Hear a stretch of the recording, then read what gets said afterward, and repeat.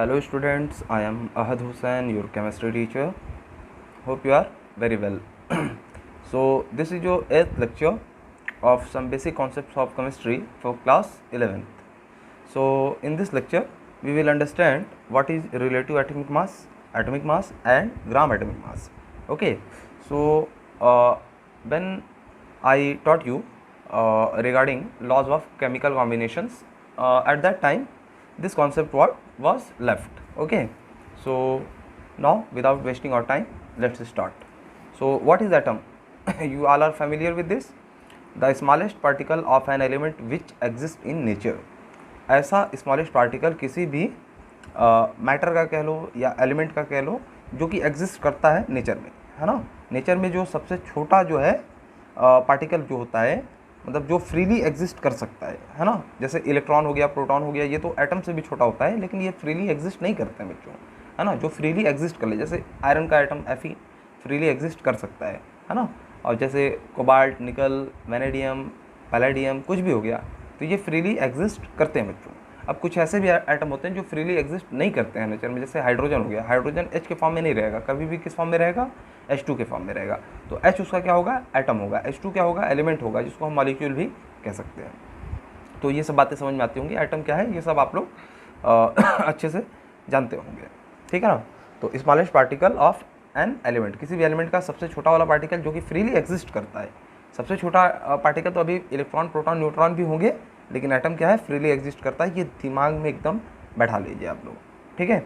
Atom मे और may not exist in free state. तो ये क्या है बच्चों, ये ऐसा भी हो सकता है कि फ्री स्टेट में हो और फ्री स्टेट में ना हो। फ्री स्टेट में कैसे होता है फ्री एग्जिस्टेंस, जैसे सोडियम, लिथियम, आयरन, कोबाल्ट, निकल, जिंक, ये सारे के सारे जितने भी मेटल होते हैं ना, लगभग सारे के सारे फ्री स्टेट में एग्जिस्ट करते हैं। फ्री स्टेट का मतलब एक दूसरे से कंबाइन ना हो, किसी आयनिक बॉन्ड या कोवेलेंट बॉन्ड से कंबाइन ना हो। जैसे सोडियम क्या है, मान लीजिए इतना सोडियम लेंगे तो उसमें एक सोडियम तो होगा नहीं, अरबों खरबों सोडियम के आइटम होंगे। तो क्या सर वो फ्रीली एग्जिस्ट कर रहा है? हाँ बच्चों, फ्रीली एग्जिस्ट वो कर सकता है। अब उसमें मेटलिक बॉन्ड है, मेटलिक बॉन्ड में से एक सोडियम आइटम हमने अलग कर लिया, वो इसका मतलब क्या है, वो हाँ एग्जिस्ट कर सकता है। लेकिन हाइड्रोजन में से हमने चाहा कि हाइड्रोजन को H2 में से H को अलग कर दें, तो ठीक है कर दिया, लेकिन वो उसमें एग्जिस्ट नहीं करेगा, वो कहीं ना कहीं किसी से कंबाइन कर लेगा तुरंत, ठीक है ना बच्चों। तो नो फ्री एग्जिस्टेंस, जैसे ये तो फ्री एग्जिस्टेंस हो गया, जितने भी मेटल दिख रहा है ना सब फ्रीली एग्जिस्ट करते हैं। और नो फ्री एग्जिस्टेंस मतलब किसी जिसका नहीं फ्रीली एग्जिस्टेंस होता है। ऑक्सीजन हो गया, नाइट्रोजन हो गया, है ना, फास्फोरस हो गया, क्लोरीन हो गया, फ्लोरीन हो गया, है ना, सल्फर हो गया, ये सारे के सारे क्या है बच्चों, ये P4 होना चाहिए। P8 नहीं होता है, P4 होता है। ओके तो ये सारे के सारे क्या है, फ्रीली एग्जिस्ट नहीं करते हैं बच्चों। तो ये सारी चीज़ें मुझे बेसिक नहीं बताना, ये सब 9th 10th में आप लोग सीख चुके हैं। अभी थोड़ा सा मुझे ये रिलेटिव एटॉमिक मास और ग्राम एटॉमिक मास थोड़ा समझाना। एटॉमिक मास तो आप लोग समझते होंगे, तो तीनों बताऊंगा। सबसे पहले मास ऑफ एटम क्या होता है। There are 3 different types of masses in an atom. 3 अलग अलग तरह के मासेस की हम बात करते हैं। होता तो मास मतलब जो भी है, लेकिन 3 तरह से उसको हम डिफाइन करते हैं, ठीक है। पहला क्या है, रिलेटिव एटॉमिक मास, दूसरा एटॉमिक मास, तीसरा क्या है, ग्राम एटॉमिक मास। ये ग्राम एटॉमिक मास का जो कॉन्सेप्ट है बच्चों, ये बहुत पहले के समय में चलता था, है ना। और आजकल हम उसी को क्या बोलते हैं, मोल बोलते हैं, ठीक है ना। जो हम मूल कॉन्सेप्ट पढ़ रहे हैं वो यहीं से निकल के आया है, ठीक है। चलिए, और रिलेटिव एटॉमिक मास सबसे पहले देख लेते हैं। ये थोड़ा सा इंपॉर्टेंट है, छूट गया था, मैंने नहीं पढ़ाया था, ये सोच करके कि बहुत छोटे छोटे कॉन्सेप्ट्स हैं, लेकिन इसको मैं थोड़ा सा इलेबोरेट में पढ़ाऊँगा, है ना बच्चों, जिससे आप लोगों को पूरा अच्छे से अंडरस्टैंड हो जाए। तो atomic mass constant, relative atomic मास में सबसे पहले समझिए कि एटॉमिक मास कांस्टेंट क्या होता है ना। तो उसके बाद आपको समझ में आएगा कि रिलेटिव एटॉमिक मास क्या होता है। तो एटॉमिक मास कांस्टेंट क्या होता है, the atomic mass constant is defined as 1/12 of, मतलब 1/12 part of the mass of 1 atom of C12 isotope. मतलब कार्बन का आइसोटोप ले लीजिए, कार्बन के 3 आइसोटोप होते हैं, कार्बन 12, कार्बन 13, कार्बन 14, और भी कुछ अगर डिस्कवर हो गए होंगे तो आप लोग नेट पे सर्च करिएगा, वो आ जाएगा, ठीक है। तो कार्बन 12 हमने फ्रीली मतलब क्या ले लिया, आइसोटोप ले लिया, जिसका मास 12 होता है, हम जानते हैं, ठीक है ना। इसका 1/12वां पार्ट, 1/12वां पार्ट, तो वो कितना हो जाएगा, अगर इसका 12 AMU है C12 का एटॉमिक मास, तो उसका कितना हो जाएगा 12.12। अगर हम ले रहे हैं C12 का तो 1 AMU हो जाएगा ना, 12 मास है, उसका 12वां भाग 1 होगा, सीधी सी बात है। एटॉमिक मास कांस्टेंट क्या हो जाएगा 1/2 into mass of 1 atom of C12। वही बात है ऊपर कि 1/12वां भाग किसका, कार्बन के 12 मास वाला जो आइसोटोप है। ठीक है, तो एटॉमिक मास कांस्टेंट को हम ऐसे डिफाइन करते हैं। चलिए अब देखिए, relative atomic mass is a dimensionless physical quantity defined as the ratio of the mass of one atom of an element to atomic mass constant. तो एटॉमिक मास कांस्टेंट क्या हो गया, C12 का 12वां पार्ट, मतलब 12 मास है, उसका 12वां पार्ट 1 होगा। अब इसके रिलेटिव मास हम निकालेंगे, जैसे मान लीजिए C12 का मास है ऊपर रखा 12 AMU, नीचे कितना आएगा, नीचे भी 12 AMU, तो बचा कितना 1 AMU। अब हमने कोई ले लिया आइटम, मान लीजिए आयरन ले लिया, आयरन का मास कितना है 1 AMU से 56 टाइम ज़्यादा है, तो उसका मास कितना हो जाएगा रिलेटिव एटॉमिक मास 56, है ना। तो ये क्या होता है बच्चों, अब AMU हम नहीं बोलेंगे यहाँ पे, ना ही हम यहाँ पे AMU का यूज़ कर रहे हैं, ना ही यहाँ AMU का यूज़ कर रहे हैं, ना ही यहाँ पे यूज़ कर रहे हैं। हम रिलेटिव एटॉमिक मास में कभी भी यूनिट का यूज नहीं करते हैं। क्यों, क्योंकि ऊपर भी AMU नीचे भी AMU। ऊपर जिस एलिमेंट को हम रखेंगे, मान लीजिए आयरन ऊपर आया 56 AMU, नीचे क्या आया 1 AMU, इसको कैंसिल करने के बाद 1 AMU बचा ना, तो AMU से AMU कट जाएगा और क्या बच जाएगा, सिर्फ और सिर्फ 56 बचेगा। तो इसीलिए क्या होता है, डायमेंशन लेस फिजिकल क्वांटिटी होती है।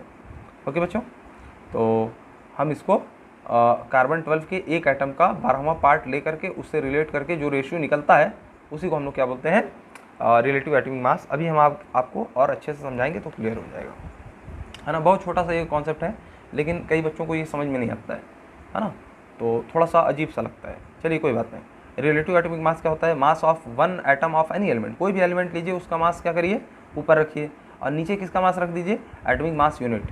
क्या एटॉमिक मास यूनिट होता है, वही तो 1/12 पार्ट ऑफ कार्बन 12 एटम का जो आइसोटोप है उसका जो मास लेते हैं उसको नीचे रखते हैं। तो कार्बन 12 का 1/12 मास कितना होता है, 1 होता है, बात समझ में आई। तो नीचे कितना आ जाएगा 1 आ जाएगा, ऊपर कितना आ जाएगा, जो भी एटॉमिक मास होगा इसके रिलेशन में वो ऊपर रखेंगे, तो वही रेशियो जो होता है वो क्या कहलाता है, रिलेटिव एटॉमिक मास। बात समझ में आई।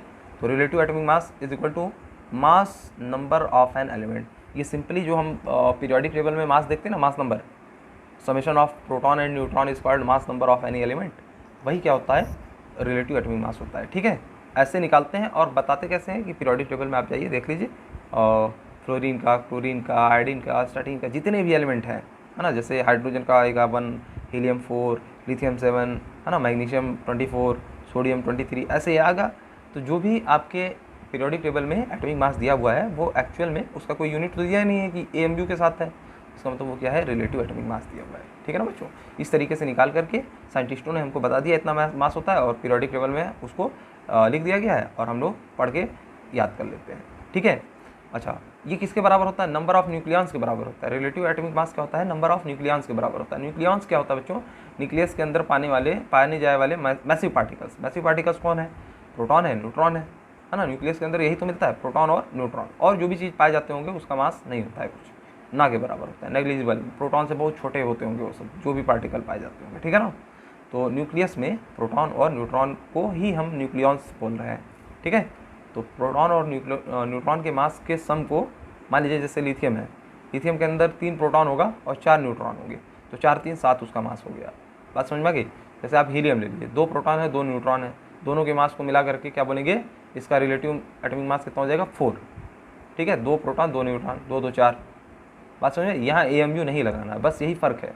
रिलेटिव एटॉमिक मास में हम AMU क्यों नहीं लगाते हैं, क्योंकि नीचे भी एक यूनिट आ रही है AMU में, ऊपर भी AMU में आएगा, AMU से AMU कट जाएगा, और ये रेशियो है, रिलेटिव एटॉमिक मास रेशियो होता है। चलिए, relative atomic mass of carbon 12, carbon 13, carbon 14, ये 3 आइसोटोप्स दिख रहे हैं। देखिए एटॉमिक नंबर सेम है और मास डिफरेंट है, तो जिसका भी एटॉमिक नंबर सेम होता है और मास डिफरेंट होता है उसको हम लोग क्या बोलते हैं, आइसोटोप्स बोलते हैं। तो कार्बन के तीनों आइसोटोप्स लिखे हुए हैं, जैसे हाइड्रोजन 1H1, 1H2, 1H3, है ना। तो एक का मास 1 होता है, एक का मास 2 होता है, एक का मास 3 होता है। हाइड्रोजन, ड्यूटेरियम, ट्रिटियम, ये सब पढ़ा चुके हैं, आपको ध्यान होगा।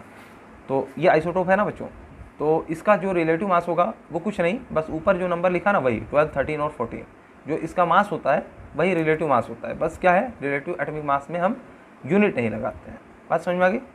चलिए,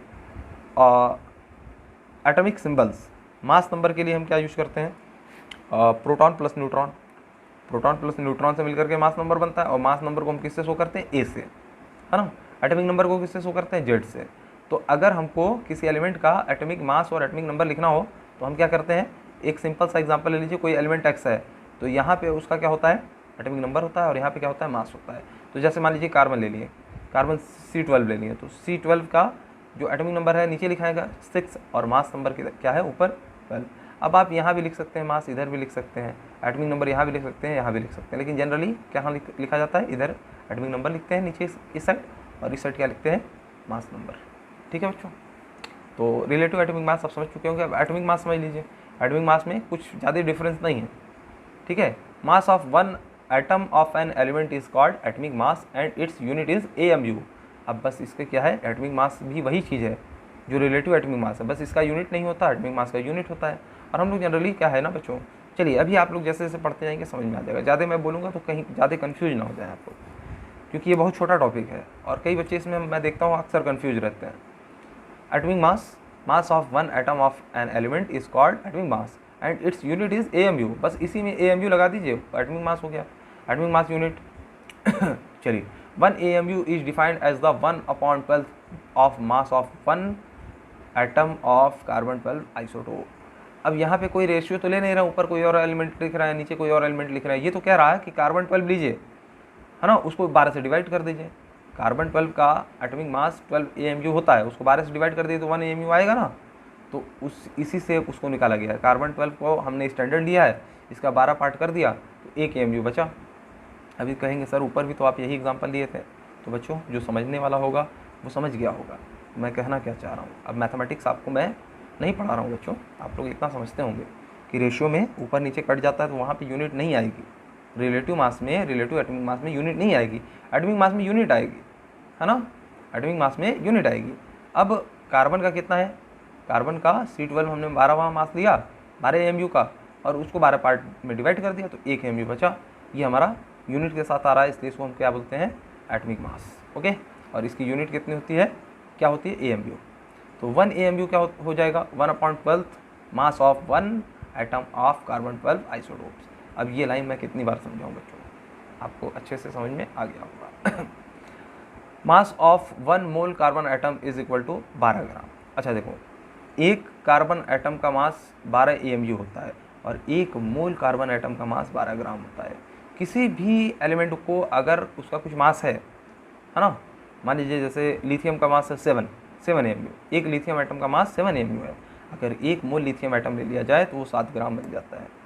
एक क्लोरीन एटम का जो एटॉमिक मास है वो कितना बच्चों, मान लीजिए 35.5 AMU, मान क्या लीजिए है ही 35.5 AMU है, तो 1 मोल क्लोरीन एटम का कितना हो जाएगा मास, 35.5 AMU।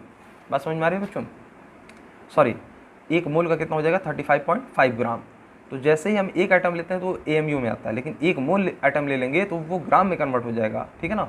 यूनिट मतलब मैग्नीट्यूड उतना ही रहेगा, बस 1 में और 1 मोल में ये फ़र्क हो जाता है मास में कि AMU से वो ग्राम में बदल जाता है।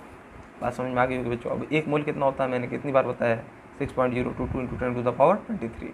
मतलब एक कार्बन का एटम लेंगे तो 12 AMU होगा, 1 मोल ले लेंगे तो 12 ग्राम हो जाएगा। 1 मोल का मतलब क्या होता है, 6.022 × 10⁻23 एटम्स ऑफ कार्बन ले लेंगे तो वो 12 ग्राम होगा, ठीक है। एक कार्बन एटम कितना होता है, 12 AMU। इसमें नहीं लिखा है बच्चों, ये बस आपको समझाने के लिए मैं उंगली चला रहा हूँ, तो इसका मतलब ये नहीं कि ये दिखा रहा हूँ।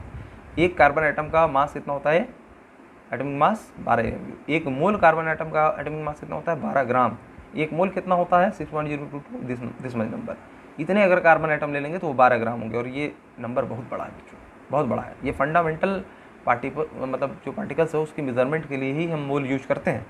माइक्रोस्कोपिक पार्टिकल्स के लिए आप मोल वगैरह का यूज कर लेंगे ना, जैसे मान लीजिए माइक्रोस्कोपिक पार्टिकल, क्या माइक्रोस्कोपिक में तो इलेक्ट्रॉन, प्रोटॉन, न्यूट्रॉन, है ना, एटम, मॉलिक्यूल, आयंस, है ना, ये सारी चीज़ें आ गई।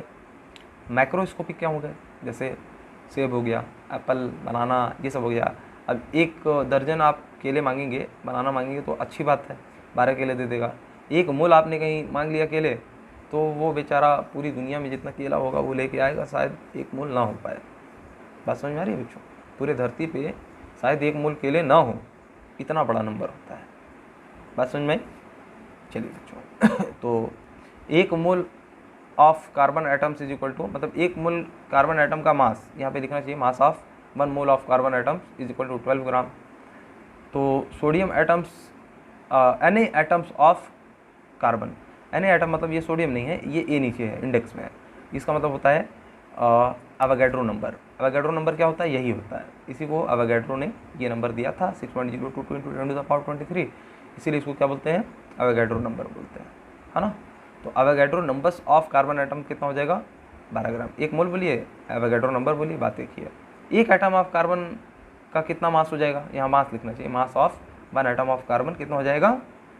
12/Na ग्राम। अगर आप ग्राम से आप मतलब AMU में कन्वर्ट करना चाहते हैं ना, तो Na से डिवाइड कर दीजिए, बस समझ में आई। मतलब ये चीज़ तो मैं उल्टा बोल दिया यहाँ पे, मतलब AMU से आप ग्राम में कन्वर्ट करना चाहते हैं तो किससे डिवाइड कर दिए? इससे कर दीजिए। ये इसलिए हो गया ना ऐसा बच्चों, क्योंकि यहाँ पे मोल था तो यहाँ ग्राम था। अब जैसे ही यहाँ पे हमने एक एटम कर दिया, ऊपर देखिए मोल है ना, 1 मोल में 12 ग्राम है, तो एक एटम में कितना? अब एक एटम लाने के लिए इसको 6.022 × 10⁻23 से इधर डिवाइड किए होंगे, तब तो एक एटम आया, इधर भी उतने से डिवाइड कर दिए। अब आप लोगों को क्लियर हो गया होगा, यानी एक एटम कार्बन का अगर हम ग्राम में बोलना चाहें तो 12 ग्राम अपॉन 6.022 × 10⁻23। तो सिंपल सी बात है, यहाँ देखिए यानी नीचे चला जाएगा ना, 1 मोल, इससे समझ लीजिए 1 मोल कार्बन आइटम का मास 12 ग्राम, तो एक कार्बन आइटम का मास कितना हो जाएगा? मोल इधर चला जाएगा नीचे, 12/1 मोल। 1 मोल की वैल्यू कितनी होती है? Na कितना नंबर होता है? 6.022 × 10⁻23। तो वही चीज़ यहाँ पे मैंने थोड़ा सा लैंग्वेज बदल के लिखी है, ताकि आपको सब चीज़ समझ में आए बच्चों, है ना। जो भी 11th में बहुत अच्छे से पढ़ लेगा ना बच्चों, उसको कभी भी केमिस्ट्री में दिक्कत नहीं आएगी। 1 AMU अब कैसे बोलेंगे? 1/12 into mass of 1 atom of C12 isotope, carbon 12 का 1/12वां भाग, है ना, उसको 1 AMU बोलते हैं, is equal to 1/12 into 12/Na, है ना, 1/12 into 12/Na is equal to 1/Na gram. अब इसको आप लोग रिलेशन बनाइए, मैथमेटिकल रिलेशन, ठीक है। 1/12 आप इंटू 12/Na, है ना, 12/Na कहाँ से आया? यहाँ से आया, है ना। 1/12 कहाँ से आया? ये आपको 1 AMU देगा। देखिए 12 ग्राम में था ये, पहले ये अगर यहाँ ग्राम भी लगा लें तो कोई दिक्कत नहीं है। 12 ग्राम में था, ग्राम को Na से डिवाइड किए तो 12 AMU बचा, 12 AMU को 12 से फिर डिवाइड करेंगे तो कितना बचेगा? 1 AMU, और हमको क्या चाहिए था? 1 AMU चाहिए था। अब बना मैथमेटिकल रिलेशन। अब इसको ये किसके बराबर हो सकता है? 1 ग्राम का Na पार्ट कर दीजिए, मतलब 1 ग्राम को 6.022 × 10⁻23 से डिवाइड कर दीजिए, तो 1 ग्राम से इतनी छोटी वैल्यू जो होती है ना, AMU बहुत छोटा होता है, ग्राम बहुत बड़ा होता है, तो AMU 1 ग्राम का Na पार्ट होगा। Na पार्ट मतलब 6.022 × 10⁻23 पार्ट्स में आप 1 ग्राम को काट डालिए, वो क्या होगा? 1 AMU होगा। तो बात समझ में आई बच्चों? फील आ गया होगा एकदम अच्छे से।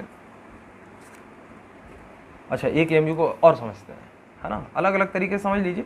ये कोई इतनी बड़ी चीज़ नहीं है कि अगर बहुत ज़्यादा नहीं समझ में भी आए तो कोई बात नहीं बच्चों, है ना। थोड़ा बहुत देखते चलिए, आगे जैसे जैसे पढ़ेंगे सब कुछ क्लियर होता जाएगा। 1 AMU का होगा, क्या होगा? 1/12 into mass of 1 atom of C12 isotope, ठीक है, ये हम जानते हैं, ये तो पहले भी पढ़ चुके हैं। 1 AMU क्या है? 1/12वां मास किसका? कार्बन का जो 12 मास होता है ना, उसको 12 पार्ट में डिवाइड कर दिए। 1 AMU कितनी बार बता चुके हैं? 1/12 इंटू 1.99 इंटू 10⁻23। अब 1/Na इतना होता है, ठीक है बच्चों। ये भी सारी कैलकुलेशन पर डिपेंडेंट है ना। अच्छा, 1 AMU और कितना हो सकता है? 1.67 इंटू 10⁻24 ग्राम, इसको मल्टीप्लाई करने के बाद यही आएगा, है ना। और कितना हो सकता है? 1.67 इंटू 10⁻27 kg। अब ग्राम को kg में कन्वर्ट करना है तो ये ऊपर पावर कम हो जाएगा ना, इसको 1000 से डिवाइड कर देंगे तो पावर कम हो जाएगा। अब 1000 से डिवाइड करेंगे यानी 10⁻3 से डिवाइड कर रहा है, अब 10⁻ ऊपर जाएगा 3 तो 10⁻³ हो जाएगा। अब -3 और -24 मिलकर के 10⁻27 बना लेंगे और ये kg में कन्वर्ट हो जाएगा। मास ऑफ प्रोटॉन इसी को बोलते हैं, 1.67 इंटू 10⁻27, और यही मास न्यूट्रॉन का भी होता है ना। तो फ़र्क क्या होता है मास में न्यूट्रॉन और प्रोटॉन के? बहुत छोटा सा फ़र्क होता है बच्चों। इसमें न्यूट्रॉन में 1 इलेक्ट्रॉन का मास बस ज़्यादा होता है, इसमें 1 इलेक्ट्रॉन का मास कम होता है। यानी ये इलेक्ट्रॉन का मास जो होता है ना 9.1 इंटू 10⁻³ kg हम जो शो किए थे, उससे ये 1836 टाइम ग्रेटर होता है प्रोटॉन का मास। और न्यूट्रॉन का मास कितना होता है? 1837 टाइम ग्रेटर होता है। ये 1836 टाइम ग्रेटर होता है इलेक्ट्रॉन के मास से, ये 1837 टाइम ग्रेटर होता है। यानी कि एक इलेक्ट्रॉन अगर प्रोटॉन के मास में जोड़ दिया जाए एक इलेक्ट्रॉन का मास, तो वो न्यूट्रॉन आ जाएगा। और इलेक्ट्रॉन का मास नेग्लिजिबल होता है, इसीलिए दोनों की वैल्यू सेम लिख दी जाती है। अब समझ में आ गया होगा, पूरा क्लियर हो गया होगा बच्चों। अच्छा, atomic mass of the C6 मतलब कार्बन 12, कार्बन 13, कार्बन 14 आर 12, 13, 14 तो रिलेटिव एटॉमिक मास भी आ रहा था, लेकिन यहाँ देखिए AMU आ गया। जैसे ही एटॉमिक मास बोले आप AMU में डील करिए, बात समझ में आया। जैसे रिलेटिव एटॉमिक मास बोले सिर्फ आप ये मैग्नीट्यूड लिख दीजिए। चलिए, एटॉमिक मास ऑफ ऑक्सीजन जो जिसका मास 16 है, तो ये ऊपर क्या है, रिलेटिव मास दिखा रहा है। रिलेटिव मास में आप बस AMU लगाइए, वो एटॉमिक मास हो जाएगा, है ना। इसको आप ऐसे भी लिख सकते हैं 16 AMU into mass of proton. Mass of proton कितना होता है बच्चों? 1.67 इंटू 10⁻⁻27 kg, है ना। जब इसको मल्टीप्लाई कर देंगे इसमें, तो वो भी आपके एटॉमिक मास के बराबर ही होगा ऑक्सीजन के, है ना। तो 16 AMU इंटू 1.67 इंटू 10⁻⁻27 kg। तो ये kg जो होता है ना, ये मतलब इसको AMU को kg में बदलने के लिए होता है। इसको हटा दीजिए, ये AMU नहीं, अब क्या है 16 इंटू 1.67 इंटू 10⁻⁻20। या तो ये लिखिए या तो ये लिखिए, बात एक ही है। इसको हम इस तरीके से भी लिख सकते हैं, है ना। अब यहाँ पे क्या है 10⁻³ से जब मल्टीप्लाई करेंगे तो kg ग्राम में बदल जाएगा। आपको मालूम होगा 1 किलोग्राम में कितने ग्राम होते हैं, तो 1000 से मल्टीप्लाई कर देते हैं, बात समझ में आया। तो यहाँ 10⁻³ से मल्टीप्लाई कर देंगे। ये कन्फ्यूज कर रहे हैं बार बार बच्चों, इसलिए कर रहे हैं कि आप एक एक चीज़ बार बार सुनिएगा ना, आपको ये कॉन्सेप्ट बहुत ही हल्का लगने लगेगा, है ना। आगे चल के जैसे जैसे आपका कॉन्सेप्ट बिल्ड होता जाएगा, सब कुछ समझ जाएंगे। अभी भी कई बच्चे समझ गए होंगे, है ना। ये चीज़ें बच्चों कई लोगों को समझ में ही नहीं आती है कि सर चल क्या रहा है। तो आप लोग थोड़ा सा एडवांस बनिए। जो मैं समझाना चाह रहा हूँ, जो कहना चाह रहा हूँ, अगर मैं 80% 90% मेहनत कर रहा हूँ, 10% आप भी अपने दिमाग पे जोर दीजिए, है ना। 16 इंटू, अगर ये kg को ग्राम में बदलना है तो 10⁻³ से मल्टीप्लाई करेंगे कि नहीं, और वो ग्राम में बदल जाएगा, बात समझ में आए। तो एक जो एटॉमिक मास किसी भी एलिमेंट का होता है ना, उसका आप रिलेटिव एटॉमिक मास लीजिए, उसको मल्टीप्लाई कर दीजिए इस नंबर से, है ना, तो ग्राम में आ जाएगी उसके नंबर। और अगर इससे मल्टीप्लाई कर देंगे ये ऊपर वाला, तो किलोग्राम में आ जाएगा, बात समझ में आए बच्चों। ये सब इतना अगर नहीं भी समझ में आता बहुत अच्छे से तो कोई बात नहीं है, बस देख लिए एक बार काफ़ी है। आगे चल के आप लोगों को ये सब क्लियर हो जाएगा। ग्राम एटॉमिक मास क्या होता है, तो एटॉमिक मास समझ लिए, रिलेटिव एटॉमिक मास समझ लिए, अब ग्राम एटॉमिक मास क्या होता है बच्चों। अच्छा, एक बार और रिपीट कर देते हैं। रिलेटिव एटॉमिक मास की यूनिट नहीं होती है। एटॉमिक मास क्या होता है, इसको हम लोग AMU में शो करते हैं, या अगर किलोग्राम में शो करना हो तो 1.67 इंटू 10⁻⁻27 से मल्टीप्लाई कर दीजिए। अगर ग्राम में कन्वर्ट करना हो तो 1.67 इंटू 10⁻⁻24 से मल्टीप्लाई कर दीजिए, बात समझ में आई। तो एटॉमिक मास को हम ग्राम में भी बता सकते हैं, किलोग्राम में भी बता सकते हैं, और AMU में भी बता सकते हैं। AMU में बताना हो तो कुछ मल्टीप्लाई करने की जरूरत नहीं है। अब बात समझ में आई क्यों ग्राम, किलोग्राम और AMU बार बार बोल रहे थे, क्योंकि हमको कुछ भी क्वेश्चन में अगर दे दे तो हमको समझ में आना चाहिए कि चल क्या रहा है। वैसे इस तरह का ज़्यादा प्रॉब्लम नहीं देगा, ये आपकी अंडरस्टैंडिंग के लिए हम बता रहे हैं, और ये ज़रूरी भी है। कोई भी चीज़ फालतू नहीं पढ़ा रहा हूँ बच्चों, जो पढ़ा रहा हूँ ये समझिए, पढ़ते जाइए, टाइम आपके पास भरपूर है, आनंद लीजिए। ग्राम एटॉमिक मास क्या होता है? मास of 1 mole of an element is called gram atomic mass. ये ग्राम एटॉमिक मतलब ये 1 ग्राम 2 ग्राम की बात नहीं कर रहे हैं, ये ग्राम एटॉमिक मास, ये एक तरीके का कुछ नंबर है। ग्राम एटम, ग्राम 1 ग्राम एटम कहना मतलब अलग बात है, ग्राम एटम कहना मतलब ग्राम अलग बात है। अब मैं क्या बोलूँ, ऐसे देखो, ऐसे समझो, 1 ग्राम ऑफ सोडियम एटम, अगर ऐसा लिखा हो कहीं और ऐसा लिखा हो 1 ग्राम एटम ऑफ सोडियम, अभी कहेंगे आप लोग बच्चों सेम बात है ना, लेकिन ये एकदम अलग है बात बच्चों। केमिस्ट्री के टर्म में ये एकदम अलग है। ये लिखना 1 ग्राम, जो 1 ग्राम एटम लिखा है वो 1 ग्राम एटम की बात नहीं कर रहा है, ये 1 ग्राम एटम की बात कर रहा है। 1 ग्राम ऑफ सोडियम एटम मतलब 1 ग्राम सोडियम एटम, है ना। अभी आपको लगेगा क्या बता रहे हैं सर, अजीब सी बात है। और 1 ग्राम एटम, ये वर्ड एक साथ आ गया ना, ग्राम एटम, इसका मतलब क्या बात कर रहा हूँ, मतलब मालूम है, मोल की बात कर रहा है, 1 मोल की बात कर रहा है। ये ग्राम एटम एक टर्म है, वो किसको शो करता है, मोल को शो करता है, यानी 1 मोल ऑफ सोडियम एटम। अब इसका मास हम जानते हैं कितना हो जाएगा मालूम बच्चों, 23, वो भी एमयू नहीं, ग्राम आ जाएगा।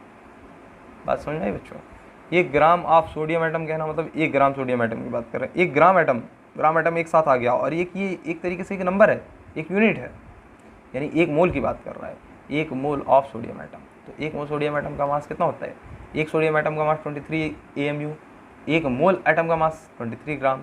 तो ग्राम एटम कहीं एक साथ आ जाए तो वो समझ जाइएगा मोल की बात कर रहा है, और ऐसे लिखा रहा है ग्राम ऑफ सोडियम एटम, इस तरीके, मतलब ये कॉम्प्लिकेटेड चीज़ें, इसी कॉम्प्लिकेशन की वजह से इस ग्राम एटम का नाम बदल करके मोल रख दिया गया, बस इतना समझ लीजिए। अब इसका ज़्यादा यूज नहीं होता है, लेकिन आपको समझ में आनी चाहिए ये क्या टर्म है ना बच्चों। जैसे अब पहले एटॉमिक मास होता था, मॉलिक्यूलर मास होता था, है ना, हर तरह का मास अलग अलग बोलते थे ना, तो उसको कंबाइन वे में मोलर मास बोला जाता है ना। तो उसी तरीके से ग्राम एटम होता था, ग्राम मॉलिक्यूल होता था, ग्राम आयन होता था, उसको सब बदल करके क्या बोल दिया गया, मोल बोल दिया गया। अब क्लियर है बच्चों। चलिए, तो mass of mole of an element, mass of mole of an element is called gram atomic mass. ये ग्राम एटॉमिक मास एक साथ आ गया, and its unit is gram, also known as molar mass. जब एक ग्राम एटम मतलब 6.022 × 10⁻23 atom किसी का लेंगे ना, तो वो ऑटोमेटिकली उसका आंसर ग्राम में आएगा। बात समझ में आए, मोल में तो अब बदल दिया गया, लेकिन पुरानी इसकी जो नाम था क्या था, ग्राम एटम, ग्राम मॉलिक्यूल, ग्राम आयन, ठीक है। और 1 मोल जब भी लेंगे तो वो ग्राम में बदल जाएगा, या 1 ग्राम एटम बोले, या एक कुछ भी, मतलब इस तरीके से। मैं कंफ्यूज ज़्यादा नहीं करूँगा बच्चों, अभी इस पर मैं बोलना चाहूँ तो 5 मिनट और 10 मिनट बोल सकता हूँ, मत बुलवाइए और कन्फ्यूज हो जाएंगे आप लोग। समझ गए तो ठीक है, नहीं तो आगे बढ़िए, फंसना नहीं है, ये सब इतने ज़्यादा बहुत ज़्यादा इंपॉर्टेंट नहीं है कॉन्सेप्ट, ये उतना ही है कि समझ लीजिए, काम चल जाए। ग्राम एटॉमिक मास क्या होता है, इसको अब हम ऐसे डिफाइन करते हैं, मास of 1 gram atom of an element. किसी एलिमेंट का 1 ग्राम एटम ले लें, है ना, ग्राम एटम मतलब समझिए ना, मोल ले लें, यहाँ पे 1 ग्राम नहीं, 1 ग्राम एटम मतलब 1 मोल ले लें, या मास ऑफ 1 मोल ऑफ एलिमेंट। देखो ये ग्राम एटम की जगह हमने मोल लगा दिया, बात समझ में आई। तो ग्राम एटॉमिक मास क्या होगा, 1 मोल किसी एलिमेंट के एटम मतलब मास की बात कर रहा है, mass of 6.022 × 10⁻23 atoms of elements. Gram atom का मतलब 6.022 × 10⁻23 या मोल, बात एक ही है, ओके। तो ग्राम एटॉमिक मास क्या हो जाएगा, मास ऑफ 1 मोल ऑफ एटम। तो मास ऑफ 1 एटम इंटू 1 मोल का मतलब क्या होगा, नंबर ऑफ एटम इन 1 मोल। 1 मोल में जितने नंबर आते हैं उसको 1 एटम से के मास से मल्टीप्लाई कर दीजिए, तो मास ग्राम एटॉमिक मास निकल जाएगा। या हम इसको ऐसे कर सकते हैं, मास नंबर इन AMU में 1 एटम का कुछ मास होगा, उसको Na से डिवाइड कर मल्टीप्लाई कर दीजिए, Na मतलब अवोगाड्रो नंबर, यानी 1 मोल। सारे टर्म एक ही है, बात एक ही है, सबको घुमा घुमा के बताने का रीज़न कुछ है बच्चों, है ना, बिना रीज़न के कोई कुछ पढ़ाता नहीं है, ओके। मास नंबर, अब यहाँ पे मास नंबर AMU ले लीजिए, या मास नंबर बोलिए, इंटू Na क्या है बच्चों, 1/Na ग्राम इंटू Na, है ना, 1/Na ग्राम इंटू Na, है ना। तो मास नंबर इंटू ये किस में बदल जाएगा, ग्राम में बदल जाएगा। बात समझ में, जब Na को मान लीजिए Na एटम का कुछ मास होगा AMU में, उस AMU को अगर ग्राम में बदलना है तो फिर से Na से डिवाइड करते हैं। अब ये कॉम्प्लिकेटेड चीज़ है बच्चों, मैथमेटिक्स की बातें हैं, समझिए सोचिए, अगर बहुत अच्छे से फील आ गया तो अच्छी बात है, नहीं तो थोड़ा बहुत समझें।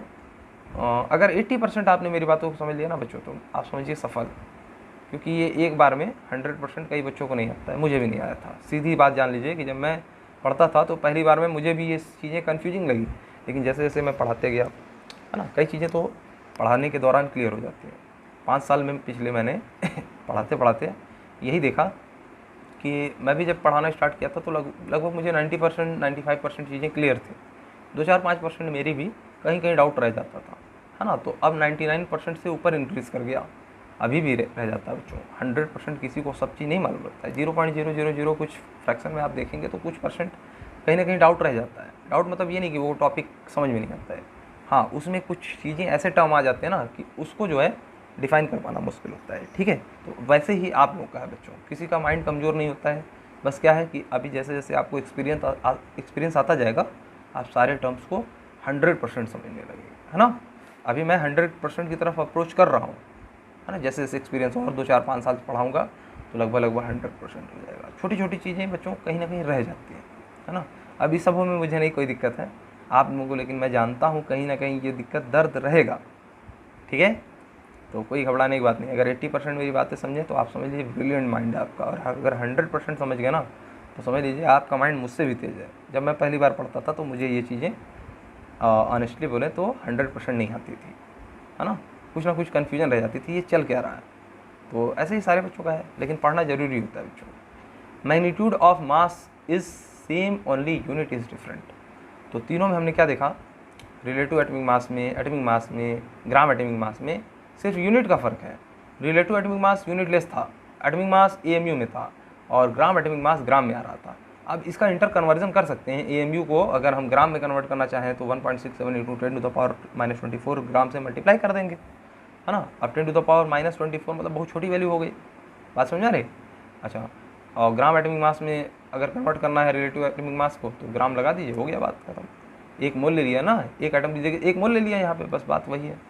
अच्छा, मोल क्या होता है, गिवन एटॉमिक मास, है ना, गिवन एटॉमिक वेट, किसी एटम का वेट दिया होगा आपको ग्राम में, है ना, उसको आप ग्राम एटॉमिक वेट से डिवाइड कर दीजिए।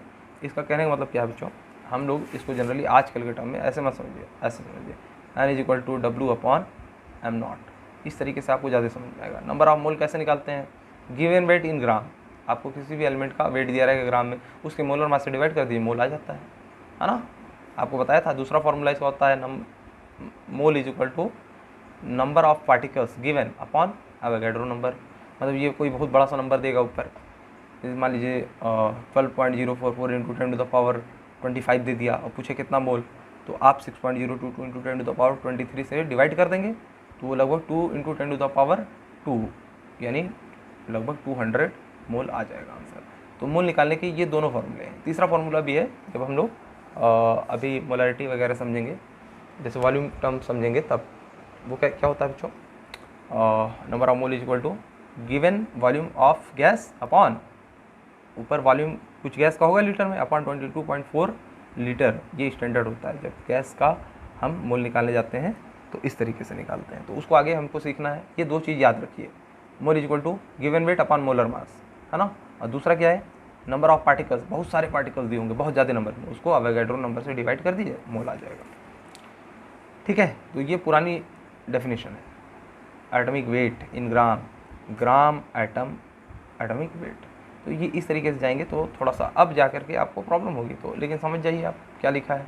N = क्या है ये, given weight in gram upon m0 molar mass. Molar mass समझते हैं ना, मॉलिक्यूल का मास हो, एटम का मास हो, उसको हम लोग मोलर मास बोलते हैं। चलिए, जैसे मान लीजिए अभी हम एक क्वेश्चन आपको दे रहे हैं, मान लीजिए 46 क्या है ग्राम दिया है हमको सोडियम, ऐसे समझिए सोडियम एटम का 46 ग्राम दिया है, पूछ ले मोल कितना, तो मोल कैसे निकालेंगे, गिवन वेट ग्राम में है अपॉन मोलर मास। अच्छा, क्या हो जाएगा, गिवन वेट ग्राम में कितना दिया है 46 ग्राम, है ना, और मोलर मास क्या होता है, सोडियम एटम का मोलर मास कितना होता है 23, यानी एटॉमिक मास इसका कितना है 23। लेकिन 23 क्या यूनिट क्या होती है मोलर मास की, ग्राम पर मोल, ये पहले ही पढ़ा चुके हैं बच्चों। इसका मतलब क्या है, मोलर मास 23 ग्राम पर मोल का, कि अगर 1 मोल सोडियम एटम लेंगे तो 23 ग्राम होगा, इसका मतलब ये होता है। तो मोलर मास को यूनिट के साथ नीचे रखेंगे ना, तो ग्राम से ग्राम कैंसिल हो जाएगा, ये ऊपर आ जाएगा, ये 2 टाइम जाएगा, यानी 2 मोल हमारा आंसर आएगा अगर 46 ग्राम हमने सोडियम एटम ले लिया। बात समझ में आई बच्चों। और इसी को अगर नंबर दिया हो, मतलब नंबर के टर्म में भी मोल यूज कर सकते हैं, वेट के भी टर्म में यूज कर सकते हैं, वॉल्यूम के भी टर्म में यूज कर सकते हैं। मोल इज़ अ मैजिकल नंबर बच्चों, ठीक है ना। अब देखिए, calculate number of gram atom in the following, 80 gram of oxygen जिसका मास जो है मोलर मास 16 दिया हुआ है, 355 ग्राम ऑफ क्लोरीन 35.5 इसका मोलर मास है, या एटॉमिक मास कह लीजिए, 4.2 मिलीग्राम ऑफ N14 मतलब क्या है बच्चों, जो नाइट्रोजन है उसका मास 14 दिया हुआ है, और 5.6 ग्राम ऑफ आयरन 56। तो चलिए देखते हैं, gram atom given mass in gram upon gram atomic mass, मतलब मोल यहाँ क्या बात कर रहा है, मोल कैसे निकलता है, given mass in gram upon molar mass, ठीक है ना। तो आप आजकल के जो डेफिनेशन उससे समझेंगे ज़्यादा इससे समझ में आएगा। ये ग्राम आइटम मतलब मोल की बात कर रहा है। मोल कैसे निकलेगा, ऊपर पहला सबसे क्वेश्चन देखिए कितना ग्राम दिया, 80 ग्राम अपॉन मोलर मास कितना होता है इसका, 16 ग्राम पर मोल। मोलर मास की यूनिट जान लीजिए, ऊपर 80 ग्राम रखिए, नीचे 16 ग्राम पर मोल रखिए, ग्राम से ग्राम कैंसिल, मोल ऊपर चला जाएगा, 16 इंटू 5, 16 80 डिवाइडेड बाई 16 5 आ जाएगा, यानी 5 मोल आंसर आ जाएगा। सेकंड क्वेश्चन क्या दिया है, 355 केजी दिया है, लेकिन हमको ऊपर क्या चाहिए रहता है, ग्राम में चाहिए रहता है। तो 355 ऊपर आएगा, नीचे 35.5 ग्राम पर मोल आएगा, लेकिन इसको केजी को ग्राम में बदलेंगे तो 10⁻³ से मल्टीप्लाई करेंगे। अब देखिए यहाँ पे ग्राम से ग्राम कैंसिल हो गया, 35.5, यानी कि इसको अगर ये हटाएंगे तो 10 से मल्टीप्लाई करेंगे तो ये कट जाएगा, 10 ऊपर है और 10⁻³ मतलब 10⁻4 मोल आ जाएगा आंसर। 4.2 मिलीग्राम मतलब क्या होता है बच्चों, नाइट्रोजन 14। तो 4.2 मिलीग्राम ऑफ नाइट्रोजन एटम जो है वो कितना मोल होगा। यहाँ बेसिकली हम एक में तो यहाँ लिख लीजिए ना ग्राम एटम, यहाँ भी लिखना चाहिए ग्राम एटम, है ना। तो ये मोल हम निकाल रहे हैं, ये डायरेक्ट निकाल दिए हैं आप लोग को समझाने के लिए, ये कोई क्वेश्चन नहीं है बच्चों ना, ये तो कॉन्सेप्ट बिल्ड कर रहे हैं, तो आप लोग को समझ में आना चाहिए इतना। तो 4.2 मिलीग्राम इस बार दिया है ना। तो कितना मोल या ग्राम एटम कितना, कैसे निकालेंगे, ऊपर ग्राम रखिए, कितना ग्राम दिया है 4.2 मिलीग्राम। मिली की वैल्यू कितनी होती है बच्चों, हमने बताया था, डेसी 10⁻⁻1, सेंटी 10⁻⁻2, मिली 10⁻⁻3 और माइक्रो 10⁻⁻6, नैनो 10⁻⁻9, आंगस्ट्रॉम 10⁻⁻10 और पिको 10⁻⁻12, फैम्टो या फर्मी 10⁻⁻15, है ना। उसके बाद और भी सारी यूनिट्स मतलब नंबर्स होती हैं, उसकी इतनी ज़रूरत नहीं है। तो मिली तो आपको आना चाहिए, अगर 4.2 मिलीग्राम दिया है तो ऊपर हमको ग्राम में वैल्यू चाहिए ना, तो मिली को रिप्लेस कर देंगे किससे, 10⁻³ से। तो जैसे ही 10⁻³ यहाँ रखें ना, तो 4.2 इंटू 10⁻³ ग्राम में ये कन्वर्ट हो जाएगा वैल्यू। अब ग्राम में कन्वर्ट हो गया ना, तो नीचे आप इसका मोलर मास रख दीजिए या एटॉमिक मास रख दीजिए, 14 ग्राम पर मोल। अब ग्राम से ग्राम कैंसिल, मोल ऊपर चला जाएगा, 14 से ये कितने टाइम जाएगा, इसका डेसिमल हटाएंगे, 10 से नीचे मल्टीप्लाई होगा, 14 3 जा 10 नीचे आया, है ना। अब 10 ऊपर जाएगा तो -10⁻⁻1 हो जाएगा, और टोटल मल्टीप्लाई डिवाइड करके आप देखेंगे, मैथमेटिकल ऑपरेशन करिए, 3 इंटू 10⁻⁻4 मोल आ जाएगा। 4.2 मिलीग्राम ऑफ नाइट्रोजन 14 एटम कितना मोल होगा या कितना ग्राम एटम होगा, इतना मोल या इतना ग्राम एटम होगा। बात समझ में आई बच्चों। 5.6 ग्राम हमको क्या दिया है, आयरन दिया है। अब इसको डायरेक्ट निकालते हैं, अब ऐसा नहीं लिखेंगे कि ग्राम एटम, ठीक है लिख लीजिएगा आप लोग, जब सॉल्व करेंगे तो ऐसा लिखेंगे, gram atom of iron of 5.6 gram is equal to, है ना, ऊपर दिया है जो ग्राम में वो रखेंगे 5.6 gram divided by molar mass जो होता है आयरन का 56 ग्राम पर मोल, ठीक है ना। अब यहाँ पे डेसिमल हटाएंगे, नीचे 10 आएगा, 56 से 56 कट गया, 10 ऊपर जाएगा तो 10⁻⁻1 हो जाएगा, ग्राम से ग्राम कट गया, मोल ऊपर चल जाएगा, 10⁻⁻1 मोल या 0.1 मोल आंसर आ जाएगा। ठीक है बच्चों, बस आप लोग को समझ में आ गई होगी। इसको एक चार्ट के द्वारा दिखा दिया गया। अब मैं इतना नहीं पढ़ाऊँगा बच्चों, अब मैं नेक्स्ट क्वेश्चन पर मूव कर जाऊँगा। फिलहाल के लिए आज चलो बता ही देते हैं। एलिमेंट दिया हुआ है, ऑक्सीजन 16 उसका मास है, क्लोरीन 35.5 है, नाइट्रोजन 14 है, आयरन 56 है। तो अगर इसके मास ऑफ 1 एटम की बात कर रहा है तो वो यही चीज़ AMU में लिख दो, ठीक है, जो रिलेटिव मास होता है उसको AMU में लिख दो तो मास ऑफ 1 एटम हो जाएगा। अगर आपके पास मास ऑफ 1 मोल एटम की मास की बात कर रहा है तो ये जो रिलेटिव मास है उसमें ग्राम से मतलब वो कर दो, यूनिट रख दो ना बच्चों। तो 1 मोल की जब बात करेगा तो ग्राम लगाएंगे, 1 एटम की बात करेगा तो AMU लगाएंगे। AMU जो होता है ग्राम से बहुत छोटा होता है। इतनी बात आप लोग को बहुत अच्छे से समझ में आ गई होगी। अब ये सेल्फ करके ज़रा एक बार सोचिएगा, है ना, XY के टर्म में लिखा है तो एक बार ज़रा करके आप लोग सोचिएगा। वैसे मुझे नहीं लगता कि सारे बच्चे कर पाएंगे, है ना। अभी नंबर में दे दिया होता तो कर लेते हैं, ग्राम में दे दिया होता तो कर लेते हैं, मोलर मास साथ में अच्छे से दे दिया होता, कोई एटम का एलिमेंट का नाम बता दिया होता तो कर लेते हैं। कुछ बच्चे इसमें कन्फ्यूज हो जाएंगे, लेकिन ज़्यादातर बच्चे कर ले जाएंगे, ठीक है ना। तो सेल्फ मैंने कर दिया है, सोल्यूशन मैंने यहाँ करके दिखाया, लेकिन आपको सेल्फ कॉन्सेप्ट बिल्ड करना है। मैं नेक्स्ट लेक्चर में इसको समझाऊंगा, तब तक के लिए आप इसको सेल्फ समझिए, ठीक है ना बच्चों। तो पढ़ाई करते रहिए, है ना, और लॉकडाउन का पूरा फ़ायदा उठाइए। इतना ज़बरदस्त प्लेटफॉर्म पे आप लोगों को इतनी अच्छे से पढ़ाई चल रही है, इसका ज़रूर फ़ायदा उठाना चाहिए बच्चों ना। क्योंकि स्कूल में आपके पास जब पढ़ाया जाएगा तो इतना टाइम नहीं मिलता बच्चों कि हर एक छोटी छोटी चीज़। अब मैं जैसे इस टॉपिक को सोच रहा था छोड़ दूँ, इसको कर दूँ डायरेक्ट मोल पढ़ा दूँ, है ना, क्योंकि एटॉमिक मास और मोलर मास और ये सब जितनी छोटी चीज़ें हैं छोटी छोटी, एक बार थोड़ा सा बता करके भी काम चल जाता है ना। इतना नहीं पढ़ाते हैं तो भी चल जाता काम, लेकिन हम सोचते हैं क्यों छोड़ा जाए, सब चीज़ पढ़ लीजिए। जब सारी छोटी छोटी चीज़ें जानते रहेंगे तो कभी दिक्कत नहीं आएगी बच्चों। मेरे पढ़ाने का यही तरीका है, मैं कोई भी चीज़ छोड़ना नहीं चाहता हूँ, है ना। लेकिन अगर स्कूल में जब आपको पढ़ाया जाएगा तो वहाँ पे टाइम कम रहता है, मजबूरी रहती है, तो कुछ चीज़ें स्किप करनी पड़ जाती हैं बच्चों, है ना। चलिए फ़िलहाल अब टाइम हो गया, अब इससे ज़्यादा लेंदी नहीं किया जा सकता है, तो पढ़ाई करते रहिए। धन्यवाद।